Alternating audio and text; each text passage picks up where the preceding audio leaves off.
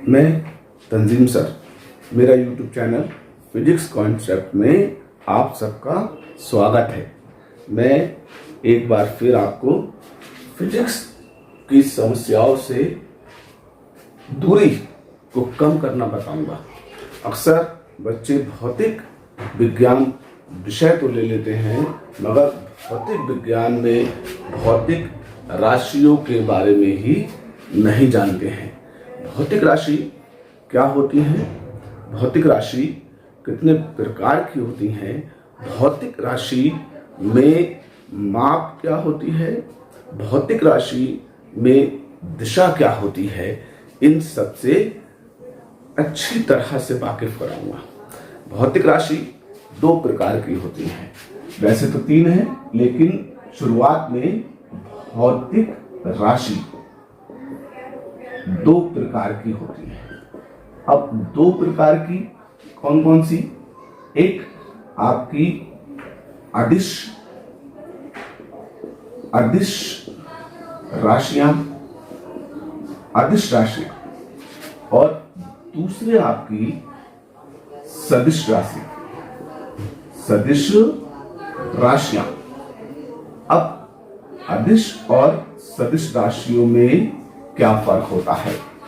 अदिश और सदिश राशियों में जिस फर्क को देखेंगे वो क्या होता है, उसे कैसे जानेंगे, उसे कैसे समझेंगे। तो अदिश राशियों की जब हम बात करेंगे तो इन राशियों में केवल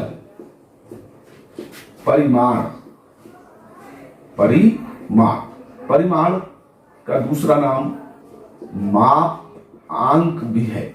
मापांक यानी कि वो मेजरमेंट जिसको आपने नंबर में या अंकों में मापा था, मापांक, ठीक है।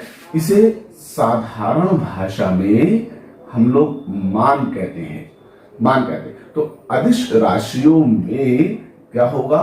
केवल परिमाण होगा या मापांक और मान होगा। इसमें दिशा नहीं होगी, इसमें दिशा नहीं होगी, ये बात ध्यान रखेंगे। तो अदिश राशियों में क्या होगा? केवल माप यानी कि परिमाण, मापांक होगा, मान होगा, मगर उनमें कोई दिशा नहीं होगी। अब जैसे आप समय को ले लीजिए, समय टाइम वो भौतिक राशि है जिससे ही सारा भौतिक विज्ञान टिका हुआ है। जितने भी फंक्शन होते हैं टोटली समय पर ही, समय के सापेक्ष ही बनते हैं, ठीक है। अब समय है तो ये समय एक अदिश राशि है, अब इसमें कोई दिशा नहीं है। अब सदिश राशियों की तरफ हम चलेंगे तो सदिश राशियां क्या होती हैं? तो सदिश राशियां यानी कि इसमें परिमाण यानी कि मापांक या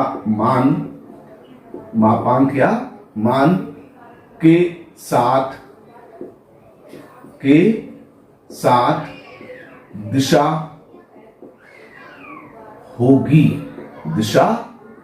होगी। इस बात का ध्यान रखेंगे। मान या मापांक के साथ में क्या होगी? दिशा जरूर होगी।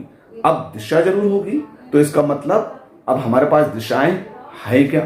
तो हमें यहां पर दिशाओं का भी ज्ञान होना चाहिए कि दिशाएं क्या हैं।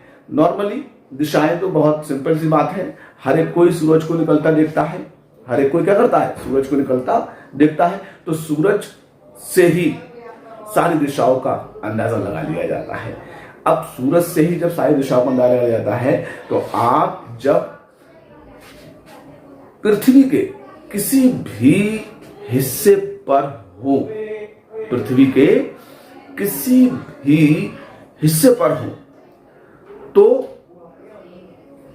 जिधर आप मुंह खड़े करके हैं उधर से सूरज निकलता हुआ दिखा है।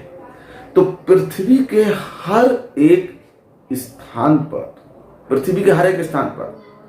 सूरज के सामने अगर हमारा मुख है और उगता है सूरज, तो वो दिशा क्या है? पूरब है। वो दिशा पूरब है। अब पूरब में मुंह करके खड़े हो गए हम, ठीक है भाई, पूरब में मुंह करके खड़े हो गए, तो हमारा लेफ्ट हैंड भी है और राइट हैंड भी है। तो अगर हम अपने हाथ में घड़ी को बंधा हुआ देखें, किसे? घड़ी को, ठीक है, तो घड़ी हमेशा सीधी दिशा में चलेगी, जिसे हम लोग क्लॉकवाइज डायरेक्शन कहते हैं। लेकिन अगर हम कल्पना करें ये घड़ी उल्टी चलती, तो फिर वो हमारी एंटी क्लॉकवाइज डायरेक्शन कहलाती, एंटी क्लॉकवाइज डायरेक्शन कहलाती। अब घड़ी सीधी चल रही है, तो घड़ी की दिशा में हम अपनी नाक को चला के देखें, तो अब हम ऐसे चलाएंगे, इस तरीके से, इस तरीके से, इस तरह से, इस तरह से, इस तरह से, और अपने हाथ में बंधी हुई आप घड़ी देखना, तो आपकी घड़ी की सुई भी ऐसे ही घूम रही है जैसे हमारा, ठीक है, हेड जो है वो राइट शोल्डर की तरफ को क्या कर रहा है? मूव कर रहा है। तो ये हमारी क्या है? क्लॉकवाइज डायरेक्शन है। ये हमारी क्लॉकवाइज डायरेक्शन है। ऐसे ही, ठीक है, अब हम कल्पना करें कि अगर एंटी क्लॉकवाइज डायरेक्शन जाना होता तो फिर हमें क्या करना होता, ठीक है, तो फिर हमें अपने लेफ्ट शोल्डर की तरफ मूव करना पड़ता। तो अब इसी को हम दिशाओं पे जब लेके पहुंचे, तो फिर जब हम इसको दिशाओं पे लेकर के पहुंचेंगे, तो उस वक्त में क्या होगा कि हम अगर उगते सूरज की तरफ मुंह करके खड़े हुए हैं, तो एक डायरेक्शन हमें क्लियर हो गई, और वो डायरेक्शन क्या हो गई? ठीक है, पूरब की दिशा हो गई। किसकी दिशा हो गई? पूरब की दिशा हो गई। अब पूरब तो हमारे लिए क्लियर हो गया, अब रह गया हमारे पास पश्चिम, उत्तर और दक्षिण। अब पश्चिम, उत्तर और दक्षिण, इन तीन दिशाओं को कैसे करके देखेंगे? तो जब इन तीन दिशाओं को हम देखने की कोशिश करेंगे, तो हमें कहीं नहीं जाना है, जिस जगह पर हम खड़े थे उसी जगह से हमें इन दिशाओं का पता लगाना है, उसी जगह से हमें इन दिशाओं का पता लगाना है। तो बहुत साधारण और सिंपल सा मेथड है। आप सूरज उगते हुए सूरज के सामने मुंह करके खड़े हो जाइए। अब आप अपने, ठीक है, लेफ्ट शोल्डर पे अपने हेड को एंटी क्लॉकवाइज जैसा मैं घुमा रहा हूं, इस तरीके से एंटी क्लॉकवाइज आप घुमाइए, और 90 डिग्री पर ये घूमनी चाहिए। यानी कि आपकी जो नाक है, ठीक है, वो कहां पे आने चाहिए? 90 डिग्री घूम के इतनी मूव करे कि कहां पे पहुंच जाए? लेफ्ट शोल्डर पे पहुंच जाए। तो फिर हमें जिस दिशा का पता चलेगा, वो डायरेक्शन हमारी जो कहलाएगी, वो क्या कहलाएगी? ठीक है, एंटी क्लॉकवाइज 90 डिग्री पर वो डायरेक्शन हमारी नॉर्थ कहलाएगी। एंटी क्लॉकवाइज 90 डिग्री पर वो डायरेक्शन हमारी क्या कहलाएगी? नॉर्थ कहलाएगी। अब हमें क्या करना था? वहीं पर खड़े आप अपने क्या करें? हेड से, ठीक है, नोज को कहां पे लेके आए? Clockwise 90 degree. कहां पर? Clockwise 90 degree. किस शोल्डर पर? आप अपने किस पर लाएं? राइट शोल्डर पर, वहीं पर खड़े। जब राइट शोल्डर पर लाएंगे, तो आप इस तरीके से अपने हेड को मूव कीजिएगा, ठीक है, घड़ी की दिशा में। तो आप जब घड़ी की दिशा में लाएंगे, तो आप क्या देखेंगे कि अब आपकी नजरें जिस दिशा में गई हैं, वो दिशा जो है आपकी साउथ है। वो क्या है? साउथ है। अब हमें ईस्ट मिल चुका था, नॉर्थ 90 डिग्री, ठीक है, किधर से? ईस्ट से 90 डिग्री एंटी क्लॉकवाइज घूमने पर हमें नॉर्थ मिला था, और ईस्ट से ही 90 डिग्री क्लॉकवाइज घूमने पर हमें क्या मिलेगा? साउथ मिलेगा। अब चार दिशाओं में से तीन हमारी क्या हो गई? वहीं पर खड़े क्लियर हो गई। तो अब चौथी दिशा हमारी पश्चिम की तरफ हमको जाना होगा, हमें वेस्ट की तरफ जाना होगा। तो पश्चिम हमें कहां पर मिलेगी? ठीक है, अब तो उसके बारे में मुझे बताने नहीं है। यानी कि हमारे पीठ पीछे ईस्ट से 180 डिग्री पर हमें जो पॉइंट मिलेगा अर्थ का, वो किस डायरेक्शन पर होगा? वो हमारा ईस्ट में होगा, सॉरी, ठीक है, वेस्ट में होगा, पश्चिम में होगा। ठीक है भाई, तो हमें यहाँ पे क्या होगा कि अगर हमें सदिश राशियों को देखना है तो उसके लिए बेसिक पे हमें थोड़ा सा दिशाओं का ज्ञान भी होना चाहिए। बेसिक पे हमें क्या होना चाहिए, थोड़ा सा दिशाओं का ज्ञान भी होना चाहिए। वैसे तो ठीक है, दो दो करके दिशाएं और बनती हैं जिन्हें हम अपनी भाषा में ठीक है क्या कहते हैं, डॉटेड डायरेक्शन कहते हैं। ठीक है, और ये जो चार होती हैं मेन डायरेक्शन, ठीक है, ईस्ट वेस्ट नॉर्थ और साउथ, ये हमारी क्या कहलाएंगी, जनक दिशाएं कहलाएंगी। अब आगे की तरफ हम चलते हैं तो हम सबसे पहले जिस चीज को भी समझाया था उसको बोर्ड पर बताने की कोशिश करते हैं। ठीक है भाई, बोर्ड पर क्या करें, इसे बताने की और समझने की कोशिश करेंगे। हमने क्या किया, एक ठीक है भाई, ये हम पृथ्वी के किसी एक स्थान पर हैं, मान लिया कि इस जगह पर हम हैं, पृथ्वी के किसी एक स्थान पर हैं, और हमारे सामने इस तरह से ठीक है भाई, हमारे सामने इस तरह से क्या हुआ है, सनराइज हुआ है। ठीक है, सूरज निकला है, ये जो है सूरज निकला है। अब इस सूरज के सामने हम अपना मुंह करके खड़े हुए हैं, तो फिर ये जो डायरेक्शन होगी, ये हमारी ईस्ट यानी कि पूर्व दिशा होगी, पूर्व। अब कुछ लोग इसे पूरब कहते हैं और कुछ लोग इसे पूर्व बोलते हैं। अब पूर्व का मतलब पहले। ठीक है भाई, देखो ये तो भारतवर्ष है, यहां जैसे हर कदम पे पानी का स्वाद नल का अलग अलग होता है, वैसे ही हर कदम पे भाषाओं का स्वाद भी क्या होता है, अलग अलग होता है। ठीक है, तो किसी ने इसे पूरब कह लिया और किसी ने क्या कह दिया, पूर्व कह दिया। तो अब पूर्व तुम्हें ज्यादा क्लियर करेगी। पूर्व का मतलब क्या हुआ कि हमें पहले ये पता चल गई कि ये हमारी एक दिशा है, ये हमारी क्या है, एक दिशा है। देखो, अगर हम भौतिक विज्ञान को ठीक है बहुत टिपिकल तरीके से अकॉर्डिंग टू बुक पढ़ने की कोशिश करेंगे तो ये हमें बहुत ही मुश्किल लगेगा, और अगर हम चाहें कि इसे ठीक है बहुत सरलता से पढ़े तो हमें इसे अपने चारों ओर महसूस करना पड़ेगा, अपने चारों ओर इसे ढूंढना पड़ेगा, और फिर उसे जब ढूंढ के महसूस कर लेंगे तो विधिवत तरीके से उसे क्या करना पड़ेगा, पेश करना पड़ेगा। तब जाकर के भौतिक विज्ञान क्या होगा, हमारा बहुत अच्छा और सरलता से समझ में आ जाएगा। ठीक है भाई, तो अब ये क्या हुई, हमें पहले मिल गई, तो हमने इस दिशा का नाम दे दिया पूर्व दे दिया। अब हमारे पास ठीक है चार में से एक दिशा आ गई।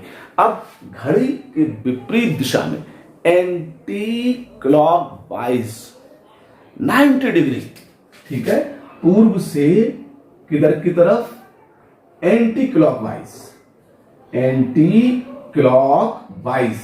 ठीक है, ACW इसे लिखेंगे हम, एंटी क्लॉकवाइज। कितना, 90 डिग्री आप मूव कीजिए, कितना, 90 डिग्री आप मूव कीजिए, तो फिर आपको जो डायरेक्शन यानी कि अर्थ पॉइंट होगा वो हमारा क्या कहलाएगा, ठीक है, नॉर्थ यानी कि उत्तर दिशा कहलाएगा। क्या कहलाएगा, उत्तर दिशा कहलाएगा।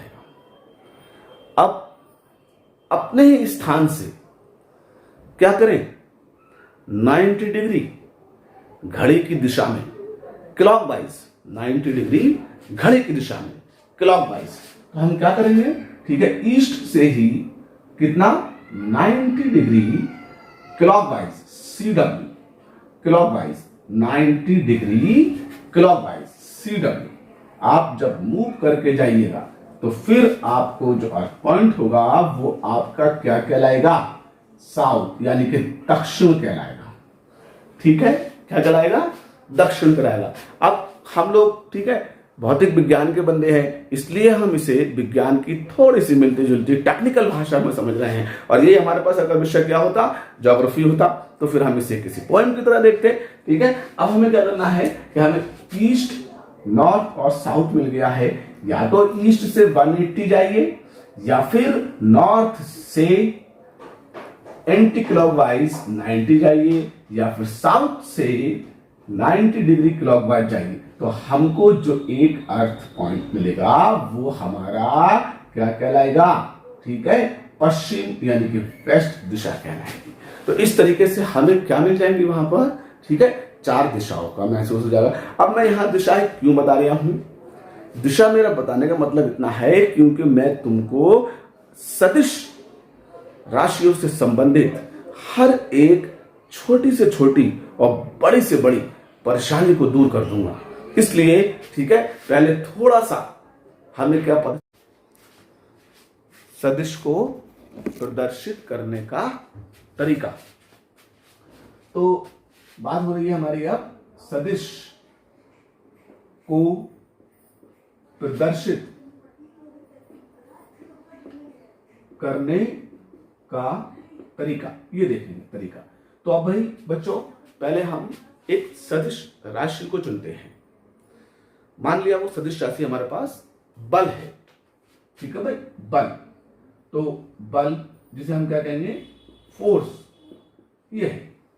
तो अब ये बल किसी चीज पे लगा है तो इसका कुछ ना कुछ तो मान होगा, कितना लगा, दिशा की बात तो बाद में होगी, पहले बल कितना लगा।